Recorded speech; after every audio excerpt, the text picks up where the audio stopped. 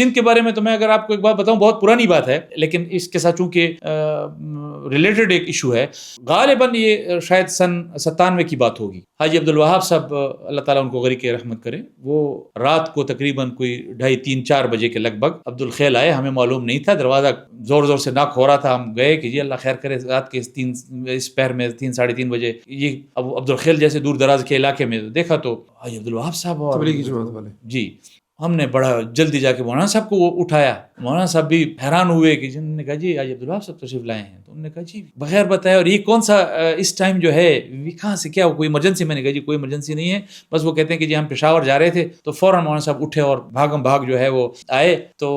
حاجی صاحب نے کہا میں چائے بھی نہیں پیوں گا، مجھے یاد ہے چائے بھی نہیں پیوں گا، کچھ بھی نہیں، میرا سفر ہے، میں صرف یہ کہنے کے لیے آپ کے پاس آیا ہوں کہ سندھ میں جو ہے الحاد بڑھتا چلا جا رہا ہے، اور وہ ہمارے تبلیغی راستے سے اس کا راستہ روکنا شاید مشکل ہو، اس کے لیے جمعیت علماء کی قوت بھی چاہیے، اس کے لیے جمعیت علماء کا انداز اور اس کا بیان بھی چاہیے۔ آپ یہ حاجی عبدالوہاب صاحب بالکل مجھے یاد ہے مولانا صاحب سے آپ تصدیق، بلکہ وہ شاید ایک انٹرویو میں یہ کہہ بھی چکے ہیں، تو اس میں